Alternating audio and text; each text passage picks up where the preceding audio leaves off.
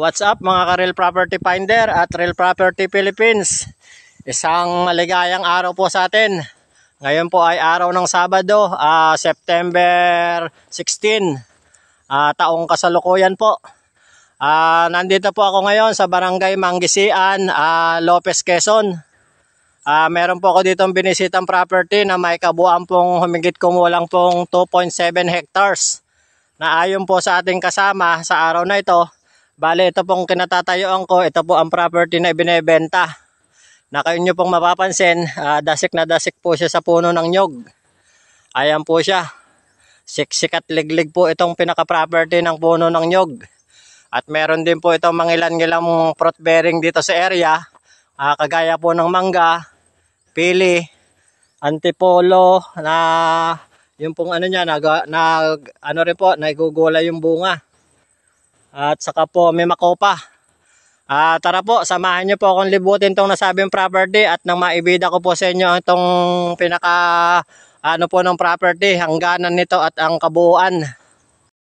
Ito po mga ka-farm, kung inyo pong mapapansin, ito pong hilera ng puno po ng ng mahogany. Bali ang ano po nito mga ka-farm, bali magkabila po siya na hilera. Nasa ating pong tansya, ito po ang pinakagitna, ang pinaka-delantera po at pinaka-bungad nitong property na ating ibinibida sa araw na to.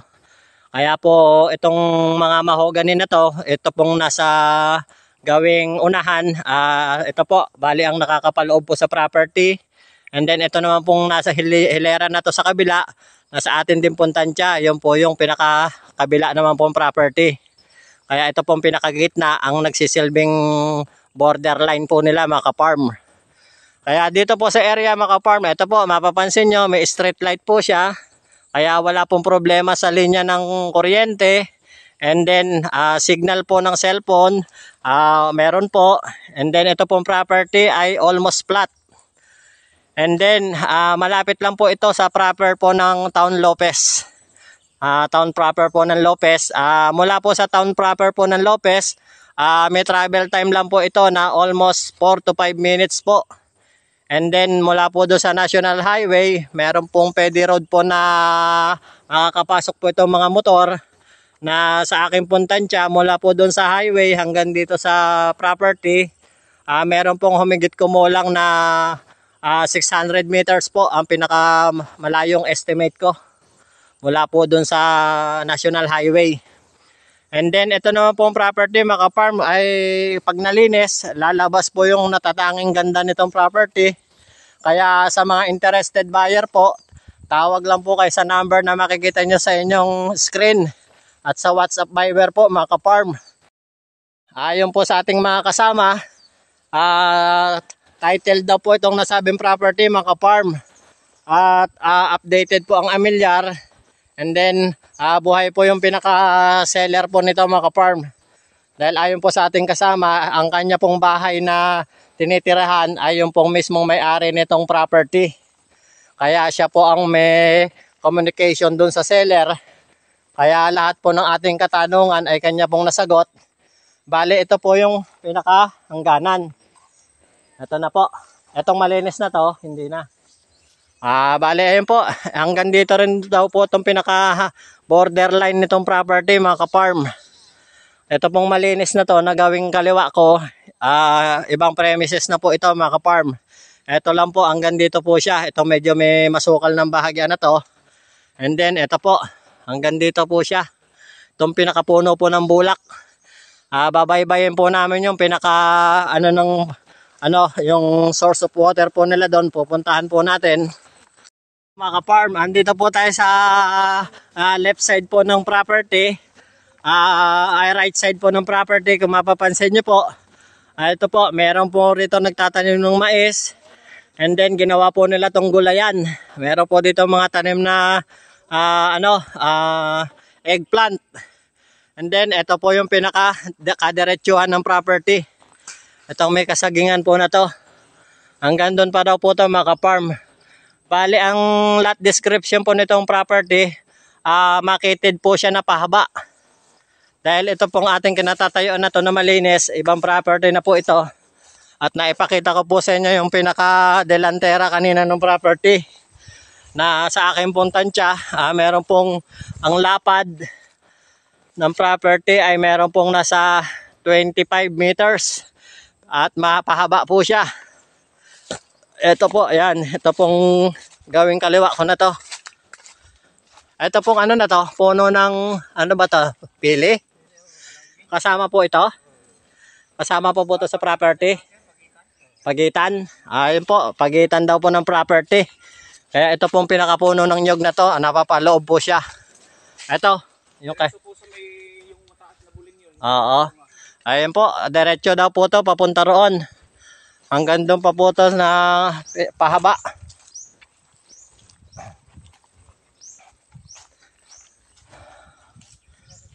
Po, kasama po itong kadawagan na to. Yan po yung mataas na buli na yan. Yan, nakapaloob po yan sa property mga ka-farm.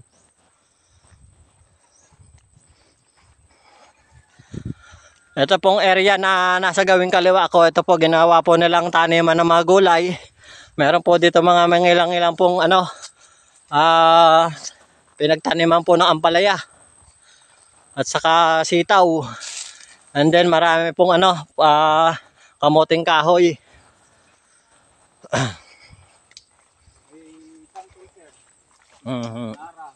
Ayun. May nara. Ayan po, meron din po ritong nara na matatagpuan sa loob ng property. Ayan po siya. Ito po ang kaloob-looban ng property na aming binisita. Kung nyo pong mapapansin, may mga kawayan po sa taas ng nyog. Kinukunan po ito nila ng tuba. Kaya meron pong mga parang sa itaas.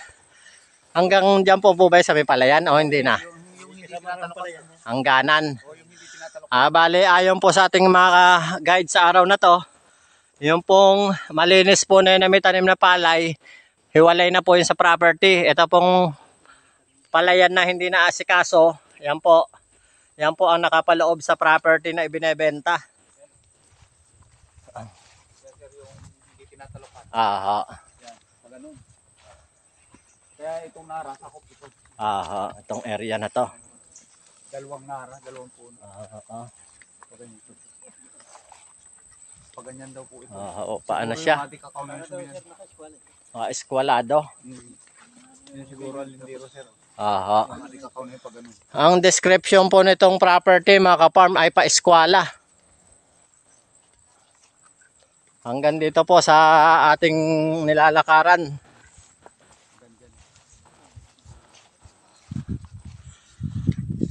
Ayun po mga ka-property, sa mga OFW po na nagnanais pong mag-invest at samantalahin po ang murang property dito sa lalawigan ng Quezon. Tawag lang po kayo sa number na makikita nyo sa inyong screen at sa WhatsApp Viber po. Dahil darating po ang time na itong property na aming binibida ay magiging doble at triple na po ang halaga. Dahil marami na pong ongoing project po dito ang matatapos na. Mga farm to market road at mga naglalakihan pong national highway. Kaya kung manggagaling po kayo ng Metro Manila at nais nyo pong bisitahin itong nasabing property, meron po itong almost travel time po na 6 hours. And then, nyo po itong property mula po sa national highway. Meron po itong pwede road na makakapasok po yung motor for the meantime po, dahil meron daw po itong plano na pagawan po ng kahit po makapasok yung isang sasakyan. na magkakaroon po ng almost 2 meters po na widening doon sa Pedy Road. Kaya darating po ang ano na magiging maalwan din po yung pagpunta nyo rito sa property na inyong mabibili. Dangan nga lang po at hindi pa po siya nauumpisahan, kaya Pedy Road pa lang po. Ito po ang pinakaparang, kung nyo po makikita, almost flat po itong property na binebenta. Na atin pong ibinibida sa araw na to. Bale, ito po yung pinakahangganan po ng property. Ito po ang pinaka Madre de Cacao po na ito. Ayan. Ito pong palayan. Sa ibang ano na po ito, ibang property na po siya. Ito po, kung mapapansin nyo po yung pinakahangganan niya, may mga tanim po ng Madre de Cacao. Ayan.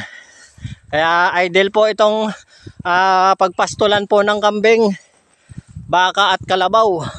At sa mga gusto naman po mag ano ng mga pre-range chicken, pwede rin po dito sa area. Dahil ito po ay malapit nga lang po ito sa proper ng Lopez. Kaya sa mga mag-aalaga po ng pre-range chicken at mga pang sarili pong pangkonsumo ng baboyan, pwede po dito sa area. Hindi lang po pwede yung commercial talaga. Kaya ito po, sa mga interested buyer po, tawag na po kayo.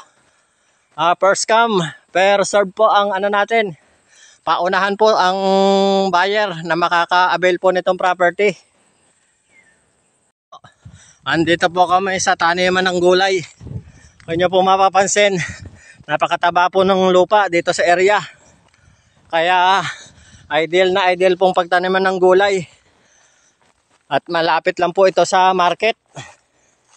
Kaya kung mag-harvest po kayo dito ng inyong aanihing gulay, madali nyo pong ma-dispose yung mga produkto nyo rito. Dahil dito po sa bayan po ng Lopez, meron po ditong tiyanggi na 3 times a week.